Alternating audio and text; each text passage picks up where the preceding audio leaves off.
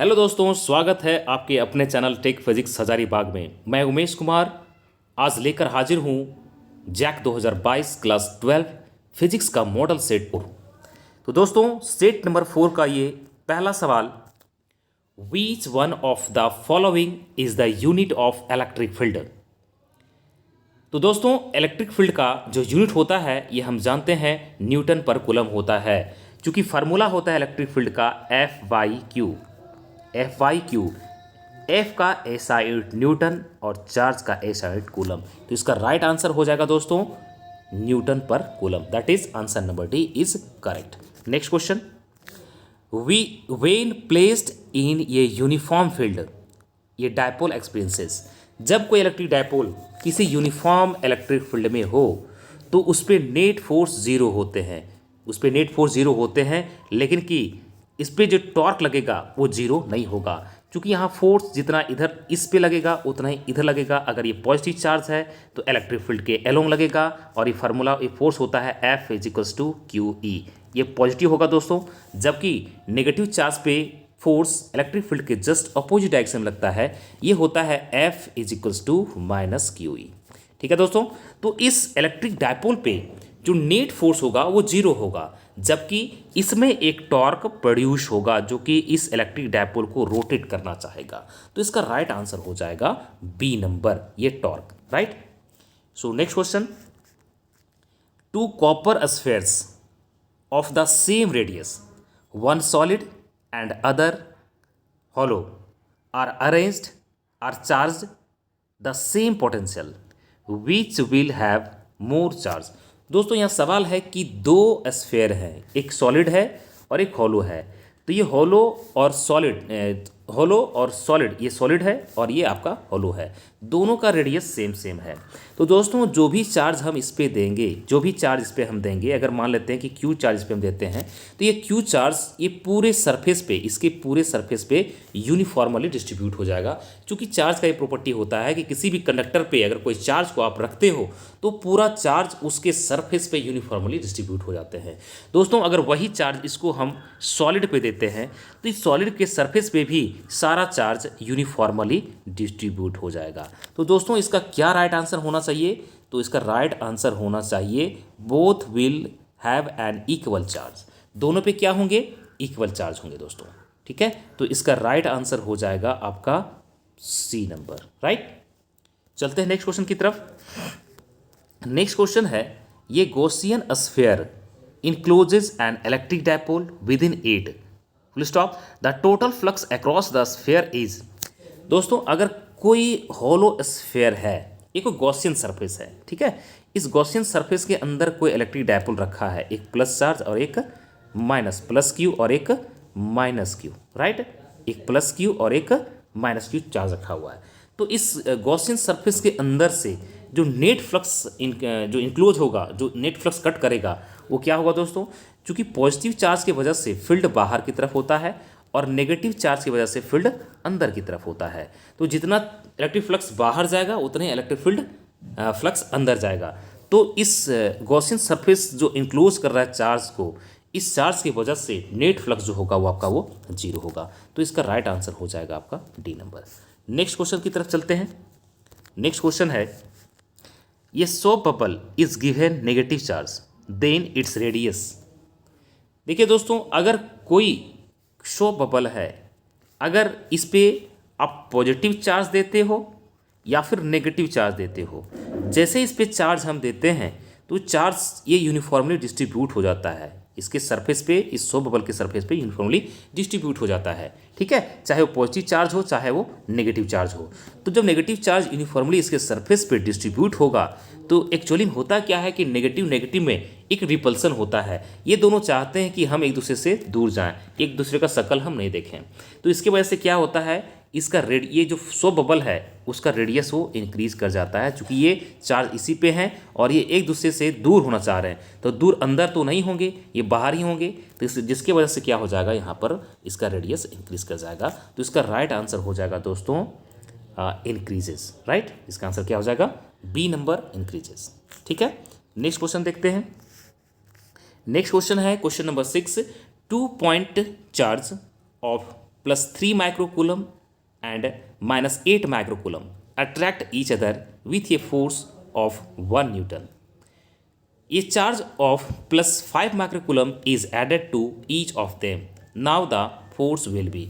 दोस्तों यह एक अच्छा सा सवाल है, आप इसको देख सकते हो। कहा जा रहा है कि दो चार्ज है, एक +3 माइक्रोकूलम और एक है -8 माइक्रोकूलम, राइट। दोस्तों पहले हम देखते हैं अब करना क्या है, चूंकि यहाँ पूरा सॉल्व करना संभव नहीं है, लेकिन मैं बता दूं कि स्टार्टिंग में दोनों चार्ज के बीच में जो फोर्स लगेगा वो F is equals to K 3 × 8 divided by, मान लेते हैं दोनों के बीच में रेडियस जो है वो R है, तो ये R² हो जाएगा। ठीक है, ये पहला है, इसको हम अगर F कहें। दूसरा केस में क्या कह रहा है कि दोनों पे 5 कूलम चार्ज हम ऐड करेंगे, मतलब कि इस पे भी हम क्या करेंगे +5 माइक्रोकूलम चार्ज ऐड करेंगे। तो अब ये क्या हो जाएगा, ये अब ये 8 हो जाएगा। ये क्या हो जाएगा, ये अब ये +8 माइक्रोकूलम हो जाएगा, ये +8 माइक्रोकूलम। और इस पे भी +5 माइक्रोकूलम चार्ज को हम ऐड करेंगे, +5 माइक्रोकूलम चार्ज को हम ऐड करेंगे। तो यहाँ भी क्या हो जाएगा आपका, जब +5 ऐड कीजिएगा तो यहाँ पर -3 हो जाएगा। दोस्तों आप देख सकते हो कि अब खेल बदल गया है। पहले ये वाला 8 था और ये 3 था, अब क्या हो गया, इधर वाला 3 हो गया और इधर वाला 8 हो गया है। तो अभी भी दोनों पे जो फोर्स लगेगा वो सेम टू सेम लगेगा, चूंकि चार्ज का साइन बदलने से उसका मैग्नीट्यूड चेंज नहीं होता है। हम लोग जानते हैं कि कूलम्स लॉ के द्वारा जो फार्मूला दिया गया है वो F इज इक्वल्स टू होता है K mod Q1 mod Q2 by R²। तो ये नेगेटिव हो चाहे पॉजिटिव हो, वैल्यू हमको पॉजिटिव ही मिलेगा। तो ये दोनों खेल बदल जाएगा। जो अभी दिख रहा है हम लोगों को ये +3 माइक्रोकूलम, ये जब +5 ऐड करेंगे तो ये +8 हो जाएगा।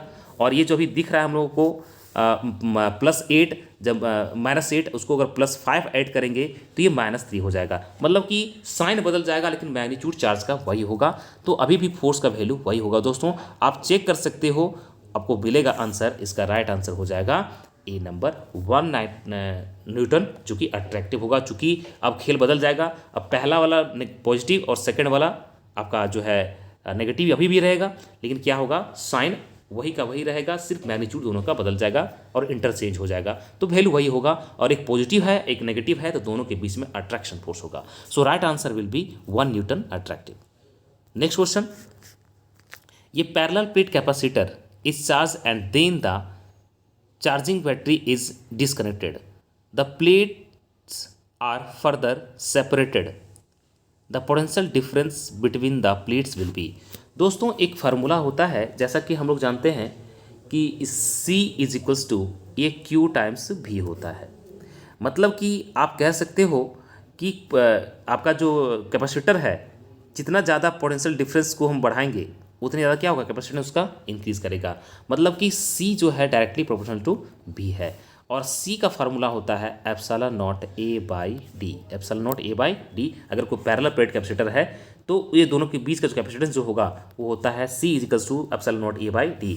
तो यहाँ देख सकते हैं कि C जो है वो D के साथ क्या है, इन्वर्सली प्रोपोर्शनल में है। इसका मतलब कि अगर आप डिस्टेंस को बदलोगे, चेंज करोगे, बढ़ाओगे, तो कैपेसिटेंस उसका डिक्रीज करेगा। कैपेसिटेंस क्या होगा, उसका डिक्रीज करेगा। और कैपेसिटेंस जो है वो आपका पोटेंशियल के डायरेक्टली प्रोपोर्शनल है, पोटेंशियल के डायरेक्टली प्रोपोर्शनल है। तो अगर आप डिस्टेंस को बढ़ाओगे तो उसका क्या होगा, पोटेंशियल डिफरेंस घटेगा। So the right answer will be B number, decrease करेगा। ओके दोस्तों, चलते हैं नेक्स्ट क्वेश्चन की तरफ। नेक्स्ट क्वेश्चन है increasing the charge on the plate of a capacitor means. देखिए दोस्तों, अगर हम किसी कैपेसिटर पे अगर चार्ज को इंक्रीज करेंगे तो एक्चुअली में उसका पोटेंशियल डिफरेंस इंक्रीज कर जाएगा, चूंकि C is equals to Q times P होता है। और यहाँ बोला जा रहा है कि चार्ज को इंक्रीज किया जा रहा है, तो चार्ज को जब इंक्रीज करेंगे तो कैपेसिटेंस बढ़ेगा, और कैपेसिटेंस बढ़ेगा इसका मतलब क्या हुआ, दोनों के बीच में पोटेंशियल डिफरेंस इंक्रीज करेगा। तो इसका राइट आंसर हो जाएगा B number, increasing potential difference between the plates. Okay, next question देखते हैं। Two capacitors of capacity 6 microfarad each are available, the minimum and maximum capacitance which may be obtained are. दोस्तों अगर आपके पास दो capacitor है और अगर ये दोनों सीरीज में है तो इस केस में आपको मिनिमम आपको जो है मिनिमम कैपेसिटेंस मिलेगा, वही अगर आप चाहते हैं कि हमको कैपेसिटेंस मैक्सिमम मिले तो इसको आपको पैरेलल में ऐड करना पड़ेगा। तो मिनिमम कब मिलेगा दोस्तों? जब इसको आप सीरीज में जोड़िएगा, और मैक्सिमम मिलेगा जब इसको आप पैरेलल में जोड़िएगा। जब सीरीज में होता है तो ये होता है 1/c is equals to 1/c1 plus 1/c2। दोनों को सॉल्व कीजिएगा, वैल्यू पुट कीजिएगा, तो आपको यहाँ से मिल जाएगा 3 माइक्रोफराड। फर्स्ट से क्या मिलेगा इसको? फर्स्ट से आपको 3 माइक्रोफराड मिलेगा दोस्तों। मतलब कि जब आप इसको सीरीज में रखोगे तो इस वक्त आपको मिनिमम कैपेसिटेंस मिलेगा, और जब इसको पैरेलल में जोड़िएगा तो इस समय आपको मैक्सिमम कैपेसिटेंस मिलेगा। क्योंकि पैरेलल जब होता है तो ये डायरेक्टली ऐड होता है, और सीरीज में इनवर्सली ऐड होता है। तो डायरेक्टली ऐड होगा तो कितना हो जाएगा? 6 + 6 दैट इज 12 माइक्रोफराड। तो इसका राइट आंसर हो जाएगा दोस्तों B number. B number is the right answer. Minimum होगा 3 माइक्रोफराड एंड मैक्सिमम होगा 12 माइक्रोफराड। चलिए दोस्तों हम लोग नेक्स्ट क्वेश्चन की तरफ बढ़ते हैं। नेक्स्ट क्वेश्चन है determine the equivalent capacitance between points A and B. Points A and B, यहाँ पे देख पा रहे हैं दोस्तों कि ये जो है एक व्हीटस्टोन ब्रिज का क्वेश्चन है। यहाँ पर इसका और इसका रेशियो, इसका और इसका रेशियो दोनों सेम सेम होंगे। 3/3 1 और 3/3 राइट साइड में भी क्या होगा? 1 होगा। अगर ऐसा होता है तो हम कहते हैं कि ब्रिज जो होता है वो बैलेंस होता है, और जब ब्रिज बैलेंस होता है तो बीच वाले को हम काट के अलग कर देते हैं। इसका मतलब कि अब जो इसका शक्ल हो जाएगा क्या होगा कि ये एक यहाँ कैपेसिटर है और एक कैपेसिटर यहाँ पर है, और दूसरा जो है नीचे जुड़ा हुआ है, और एक इस तरह से यहाँ कैपेसिटर होगा। मतलब कि ये दोनों क्या हो जाएंगे? अब सीरीज में हो जाएंगे, और ये दोनों क्या हो जाएंगे? सीरीज में हो जाएंगे। तो ये चूंकि क्या है, ये दोनों सीरीज में है तो इनवर्सली ऐड होगा, तो इसका इक्विवेलेंट रेजिस्टेंस हो जाएगा इसमें होगा दोनों ये, तो इसका हो जाएगा 3/2। चूंकि ये इनवर्सली ऐड होगा ना, और नीचे वाले भी दोनों जुड़े हुए हैं, इसका भी क्या होगा? ये दोनों सीरीज में है तो इनवर्सली ऐड होगा, तो इसका भी हो जाएगा 3/2। अब ये दोनों क्या है? ये 3/2, ये 3/2, ये पैरेलल में है, तो ये अब डायरेक्टली ऐड हो जाएंगे। तो 3/2 प्लस 3/2, इसको अगर आप जोड़िएगा तो इसका एलसीएम 2 हो गया। ये 3 + 3 दैट इज 6/2। 6/2 इसका राइट आंसर कितना हो जाएगा? 3। तो इसका जो राइट आंसर होगा दोस्तों ये B number is the right answer. Okay, C sorry that is 3C। Okay, चलते हैं हम लोग नेक्स्ट क्वेश्चन की तरफ। इस सब क्वेश्चन को आपको सॉल्व करना पड़ेगा, क्योंकि यहाँ सॉल्व करना थोड़ा मुश्किल होता है।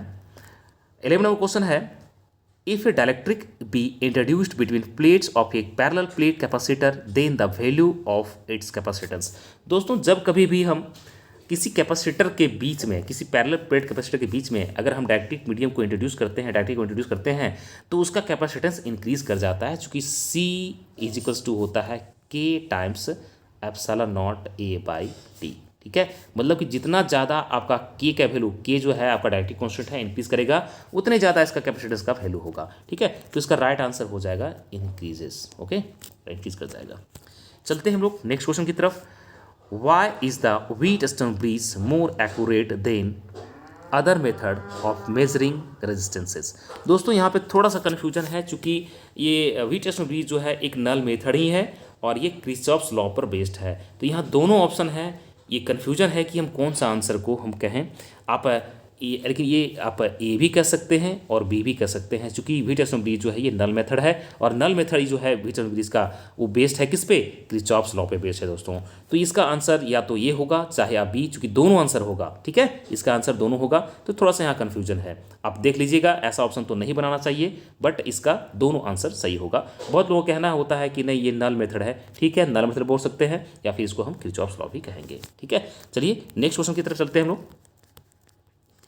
Kirchhoff first law and second laws for electrical circuit are consequences of।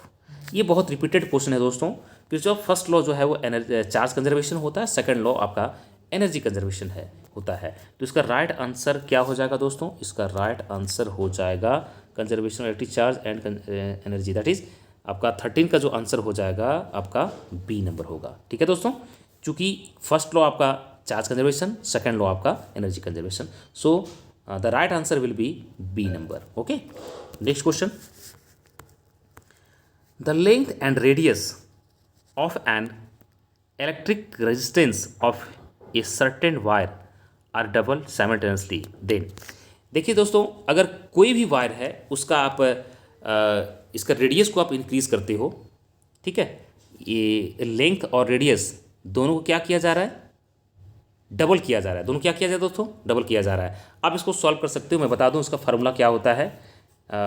ये R is equals to rho L by A, rho L by A.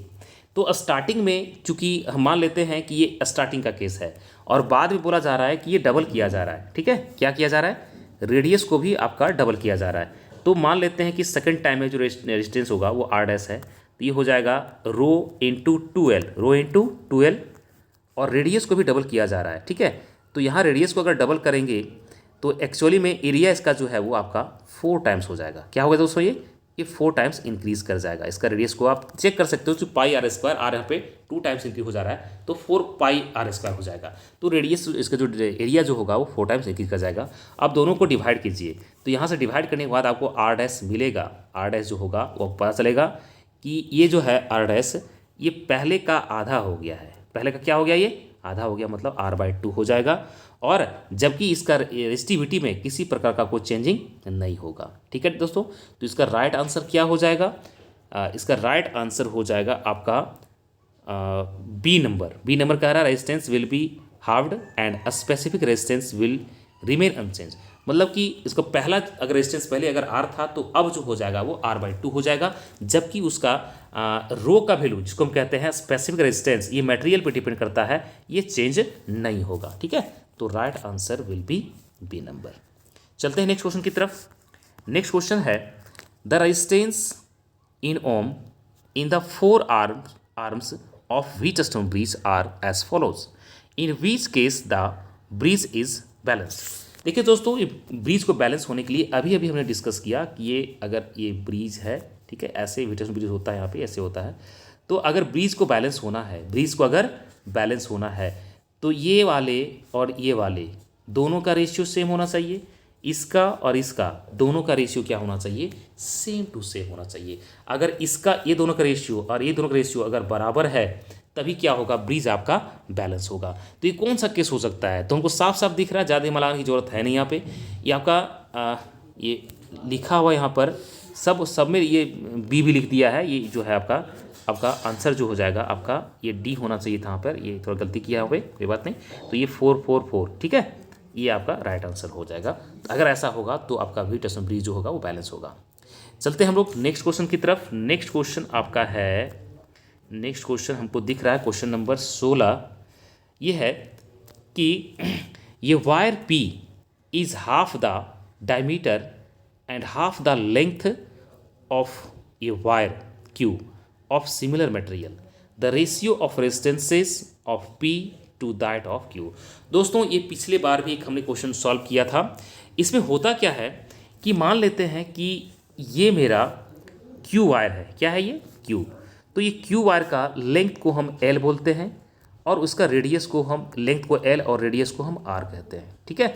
तो और इसमें जो है कह रहा है कि P का जो है Q का आधा है, मतलब कि इसका जो लेंथ होगा वो L/2 होगा, और रेडियस जो है वो भी क्या बोल रहा है कि दोनों जो हैं आपका ये हाफ किया जा रहा है। दोनों क्या किया जा रहा है, हाफ किया जा रहा है। डायमीटर को हाफ किया जा रहा है और लेंथ को भी हाफ किया जा रहा है। तो डायमीटर को हाफ करेंगे तो पहले से ये क्या हो जाएगा, पहले रेडियस इसका R था, पहले रेडियस क्या था, ये R था, और पहले से उसको आधा डायमीटर को किया जा रहा है, मतलब रेडियस कितना हो जाएगा, 1/4 हो जाएगा।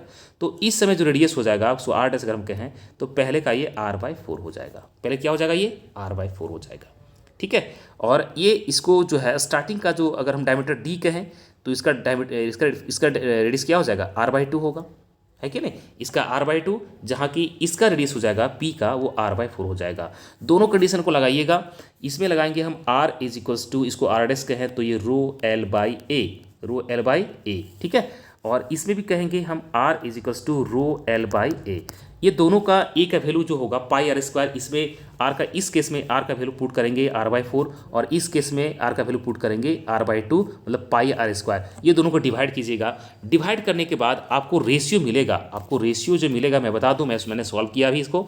रेशियो जो मिलेगा आपको ये R डैश, ये P वाला है, किसका है ये P वाला, बट्टे हम R करें जो कि Q वाला है, तो आपको मिलेगा 2:1। मतलब इसका राइट आंसर हो जाएगा दोस्तों सी नंबर। क्या हो जाएगा ये, C number. C number will be the right answer.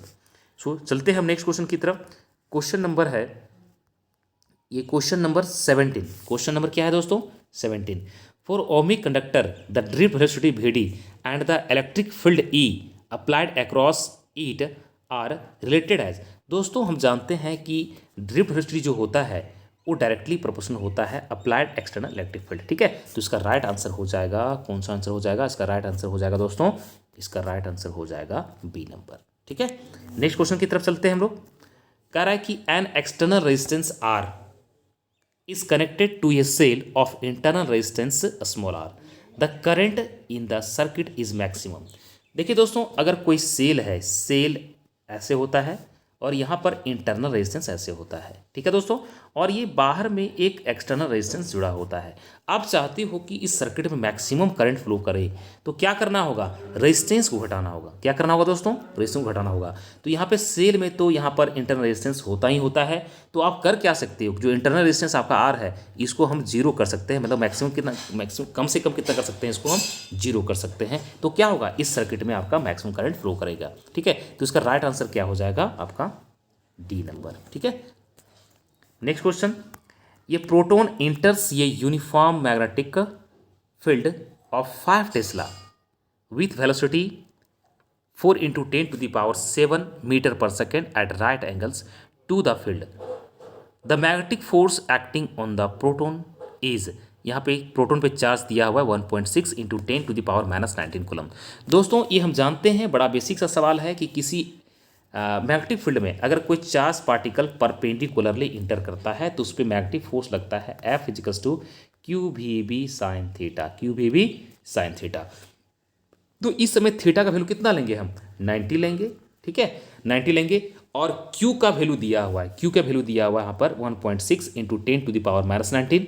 V का वेलोसिटी दिया हुआ है 4 × 10⁻7 मीटर पर सेकेंड और B दिया हुआ आपका 5 टेस्ला। दोस्तों इस सारा का वैल्यू पुट कीजिए, sin 90 वैल्यू 1 होता है यहाँ पर। इस सारा का वैल्यू पुट कीजिए, तो पुट करने के बाद एकदम बहुत शानदार सा, बहुत इजीली आपका चल करके आएगा 3.2 × 10⁻11, 3.2 × 10⁻11 न्यूटन फोर्स इस पर लगेगा। आप कैलकुलेट कर सकते हो, तो इसका राइट आंसर हो जाएगा B number. B number is the right answer. Okay, चलते हैं नेक्स्ट क्वेश्चन की तरफ। नेक्स्ट क्वेश्चन है, two long parallel wires each carrying a current of 1 ampere in the same direction are placed 1 metre apart, the force of attraction between them. देखिए दोस्तों, दो wire है, दोनों वायर है। ठीक है, दोनों वायर में करंट जो फ्लो कर रहे हैं 1 एम्पियर फ्लो कर रहे हैं, दोनों में फ्लो कर रहे हैं 1 एम्पियर। ठीक है, दोनों के बीच का डिस्टेंस आपका डी जो है आपका ये दिया हुआ है 1 मीटर। तो दोनों पे लगने वाले, हम जानते हैं कि जब दोनों कंडक्टर में अगर करंट सेम डायरेक्शन में फ्लो करेगा तो दोनों में अट्रैक्शन फोर्स लगता है, जबकि अगर अपोजिट डायरेक्शन फ्लो करे तो उसमें रिपल्सन फोर्स होता है। तो इस केस में अट्रैक्शन फोर्स होगा, ये श्योर शॉर्ट है। ठीक है, तो अट्रैक्शन फोर्स होगा कितना, क्या इसका वैल्यू होगा? तो अट्रैक्शन फोर्स का फार्मूला होता है F = μ0 / 4 पाई, μ0 / 4 पाई 2I1I2/d, 2I1I2/d। अब चूंकि दोनों का जो वैल्यू है वो सेम टू सेम है, तो F बराबर क्या होगा? μ0 / 4 पाई जो होगा इसका वैल्यू होता है 10⁻7। क्या होता है दोस्तों? इसका 10⁻7 होता है। और फिर क्या बच गया? × 2, I1 दिया हुआ है 1, I2 भी दिया है 1 और डिस्टेंस दिया हुआ है 1। ठीक है, तो μ0 / 4 पाई वैल्यू 10⁻7 और आपका हो गया इधर सॉरी ये आपका जो है -7 होता है, यहाँ पे 10⁻7 होता है इसका आंसर, μ0 / 4 पाई वैल्यू। ठीक है, तो आप देख सकते हो कि इसको मल्टीप्लाई करेंगे तो ये चल करके आता है, बड़ा इजीली चल के आता है, ये 2 × 10⁻7 न्यूटन पर मीटर। क्या है दोस्तों? 2 × 10⁻7 न्यूटन पर मीटर। तो इसका राइट आंसर हो जाएगा आई थिंक क्या ये कैलकुलेट करने के बाद आ रहा है, ये इसका हो जाएगा आपका ए नंबर। ठीक है, चलते हैं हम लोग नेक्स्ट क्वेश्चन की तरफ। The expression for Lawrence force, the expression for Lawrence force. देखिए दोस्तों, लॉरेंस फोर्स वहाँ लगता है जहाँ पर इलेक्ट्रिक फील्ड भी हो और मैग्नेटिक फील्ड भी हो। ठीक है, और वहाँ अगर कोई चार्ज पार्टिकल मूव कर रहा हो तो इलेक्ट्रिक फील्ड की वजह से वहाँ पर इलेक्ट्रिक फोर्स लगेगा और मैग्नेटिक फील्ड की वजह से वहाँ पे मैग्नेटिक फोर्स लगेगा।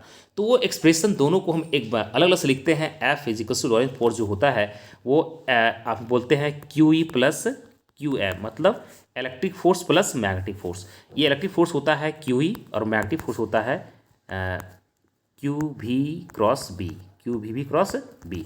तो यहाँ राइट आंसर क्या हो जाएगा दोस्तों, क्यू यहाँ से कॉमन ले लेंगे तो बड़ा सीधा सा दिख रहा है कि यहाँ पर आपका जो है C number is the right answer. Okay, चलते हैं हम लोग नेक्स्ट क्वेश्चन की तरफ।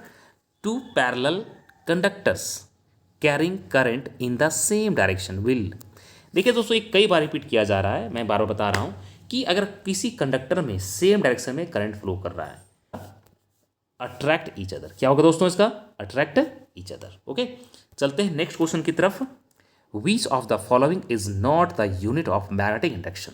इसमें से कौन सा है जो मैग्नेटिक इंडक्शन का यूनिट नहीं है। दोस्तों मैं बता दूं आपको कि यहाँ पर मैग्नेटिक इंडक्शन का मतलब हो रहा है कि ये मैग्नेटिक फील्ड यहाँ पर है, तो टेस्ला भी मैग्नेटिक फील्ड होता है, गॉस भी होता है और वीबर पर मीटर स्क्वायर भी होता है। ठीक है, तो कौन नहीं होता दोस्तों, तो हम देख पा रहे हैं कि ऑप्शन नंबर सी जिसको हम कह रहे हैं ऑस्टेट, ये आपका राइट आंसर नहीं होगा, मतलब कि ये इसका यूनिट नहीं होगा। तो राइट आंसर क्या हो जाएगा दोस्तों, right answer will be C number, right, Oersted. ठीक, नेक्स्ट क्वेश्चन देखते हैं। Mention S I unit of magnetic field. ये बड़ा लॉलीपॉप सा सवाल है दोस्तों। मैग्नेटिक फील्ड का एस आई यूनिट होता है टेस्ला। ओके, तो राइट आंसर क्या हो जाएगा इसका, टेस्ला हो जाएगा। ठीक है, नेक्स्ट क्वेश्चन की तरफ चलते हैं हम लोग। नेक्स्ट क्वेश्चन है question number 25। What is Lawrence force. दोस्तों मैंने अभी बताया कि कोई चार्ज पार्टिकल किसी ऐसा स्पेस में है जहां इलेक्ट्रिक फील्ड है और मैग्नेटिक फील्ड भी है, तो वहाँ दोनों फोर्सेस लगेंगे, इलेक्ट्रिक फोर्स भी लगेंगे और मैग्नेटिक फोर्स भी लगेंगे। तो यहाँ हम देख पा रहे हैं कि ऑप्शन नंबर ए जो है फोर्स ऑन मूविंग चार्ज, ये मैग्नेटिक फील्ड। ठीक है, तो ये मैग्नेटिक फील्ड अगर है वहाँ पे तो वहाँ पे क्या लगेगा, मैग्नेटिक फोर्स लगेगा। लेकिन सिर्फ यही नहीं लगेगा, ठीक है, ये यहाँ पर आपका इलेक्ट्रिक फील्ड भी है तो उस पर इलेक्ट्रिक फील्ड की वजह से भी इलेक्ट्रिक फोर्स लगेगा, लेकिन इसमें कहीं कोई मेंशन नहीं किया हुआ है। तो इसका राइट आंसर हो जाएगा D number, none of this. अगर यहाँ बोलता कि चार्ज मूव कर रहा है किसी इलेक्ट्रिक फील्ड में और मैग्नेटिक फील्ड, तो वहाँ इलेक्ट्रिक फील्ड और मैग्नेटिक फील्ड दोनों हैं, तो लॉरेंस फोर्स में जो होता है क्या होता है, इलेक्ट्रिक फोर्स भी होता है और मैग्नेटिक फोर्स भी होता है, कोई एक नहीं होता है, दोनों होते हैं। ठीक है, तो ये राइट आंसर क्या हो जाएगा दोस्तों, इसका राइट आंसर हो जाएगा D number. Okay, so D number will be the right answer. Question number 26. The earth behaves as a magnet with magnetic field pointing approximately from the geographic. देखिए दोस्तों, जैसा कि हम जानते हैं कि अर्थ रोटेट करता है, रोटेट करने की वजह से इसमें एक मैग्नेटिक प्रॉपर्टी इसके कोर में गेन हो जाता है। ये मेरा अर्थ का ज्योमेट्रिकल नॉर्थ पोल है जिसको हम GN कहेंगे। क्या बोलेंगे दोस्तों, GN बोलेंगे, और इसको बोलेंगे ज्योमेट्रिकल साउथ पोल।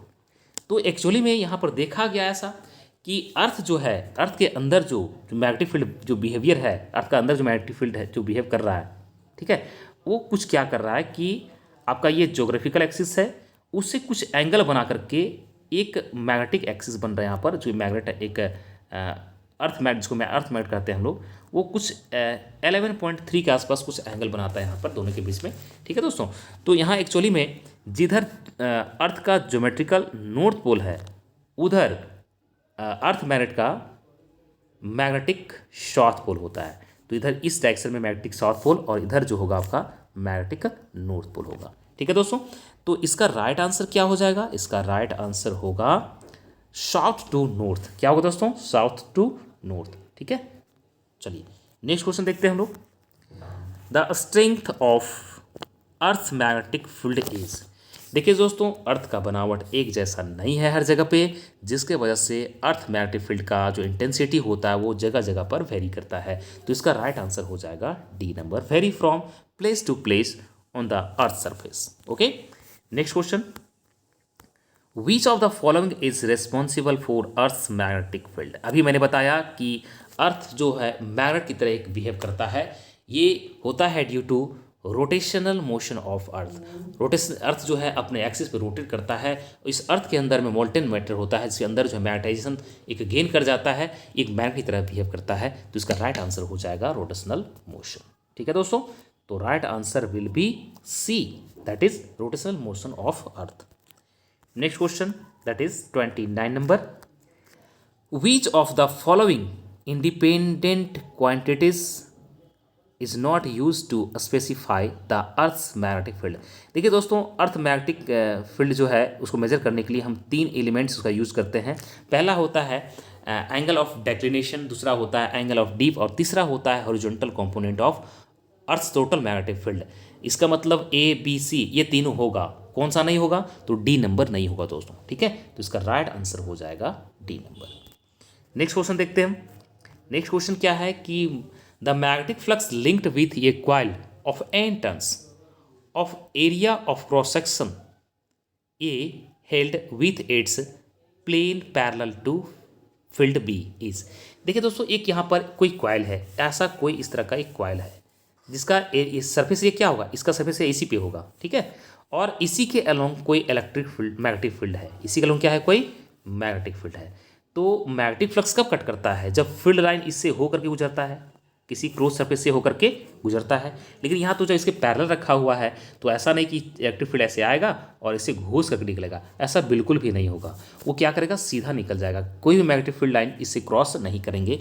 तो इस समय जो आपका फ्लक्स लिंक जो होगा इस कॉइल से वो आपका जीरो होगा दोस्तों, ठीक है। तो right answer will be zero, ठीक है। नेक्स्ट क्वेश्चन देखते हैं 31 नंबर।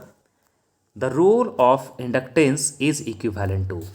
देखिए दोस्तों, एक्चुअली में इंडक्टेंस क्या होता है, किसी कॉइल का एक बिहेवियर है जो कि चेंज इन जो आपका फ्लक्स होता है उसको अपोज करता है, ठीक है। और यहाँ पर दिख रहा है मोमेंटम, फोर्स, एनर्जी, इनर्सिया। देखिए अपोजिंग नेचर इनर्सिया में होता है। इनर्सिया किसी बॉडी का एक प्रॉपर्टी होता है जो किसी प्रकार का चेंज का वो अपोज करता है, चाहे अगर वो रेस्ट पे है तो रेस्ट पे रहना चाहता है, अगर मोशन में होता है वो मोशन में रहना चाहता है। मतलब किसी प्रकार का वो अगर उसमें आप चेंजिंग करना चाहते हो तो उसको वो अपोज करता है। मतलब इनर्सिया के अंदर कैसा प्रॉपर्टी है, एक अपोजिंग नेचर है, एक अपोजिंग प्रॉपर्टी है। और इंडक्टेंस भी जो है वो अपोजिंग नेचर को शो करता है। तो इसका राइट आंसर क्या हो जाएगा दोस्तों, इनर्सिया हो जाएगा, ठीक है। So right answer will be inertia. Next question करता है two identical coaxial coils P and Q carrying equal amount of current in the same direction are brought near the current is।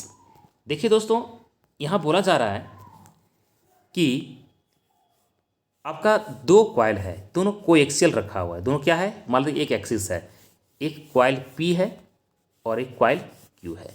दोनों में current same direction flow कर रहे हैं, दोनों में current same direction में फ्लो कर रहे हैं, सेम अमाउंट में फ्लो कर रहे हैं। देखिए अगर हम क्या करते हैं, इस कॉइल का करंट को इंक्रीज करेंगे, तो जब करंट को इंक्रीज करेंगे तो इस कॉइल के अंदर से इसके द्वारा जो मैग्नेटिक फील्ड होगा वो इंक्रीज करेगा।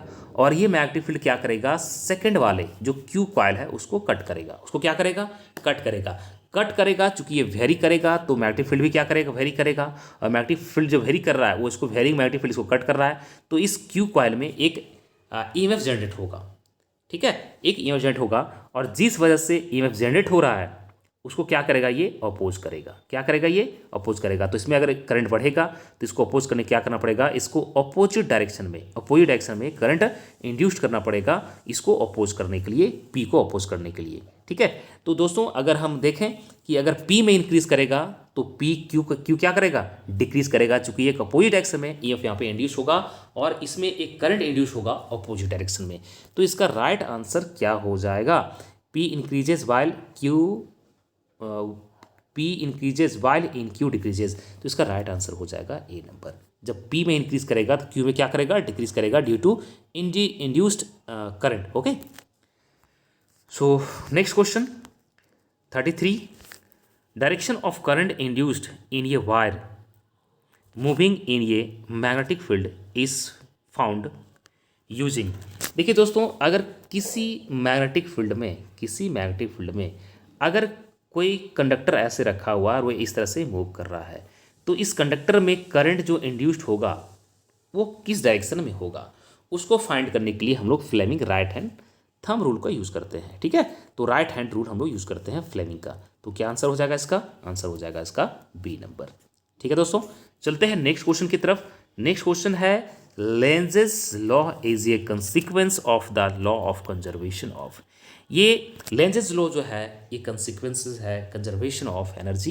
ये रिपीटेड क्वेश्चन है, याद रखें। ये बार बार क्वेश्चन पूछ रहा है, इसका मतलब ये आपके एग्जामिनेशन के लिए, जो आपके एग्जाम होने वाले हैं उसके लिए बहुत इंपॉर्टेंट है। हो सकता है वहाँ पर ये श्योर शॉर्ट क्वेश्चन दे दिया जाए आपसे, ठीक है। तो इसका राइट आंसर हो जाएगा दोस्तों आपका B number, that is energy. चलिए दोस्तों, इस सेट का हम लोग अंतिम सवाल देखते हैं, 35 नंबर क्वेश्चन। इन ये given figure current from A to B in the straight wire is decreasing. The direction of induced current in the loop is. देखिए दोस्तों, राइट आंसर क्या हो जाएगा, B number is the right answer. दोस्तों, उम्मीद करते हैं कि ये सेट आपको बहुत ही पसंद आया हो। इसमें कुछ क्वेश्चन ऐसे थे जो कि कैलकुलेशन करने लायक था। मैंने एक प्रयास किया कि इसको कैलकुलेट करके मैं आपको समझा पाऊँ, और मैंने बड़ा बेहतर तरीके से समझाने का आपको प्रयास हम किया, ठीक है।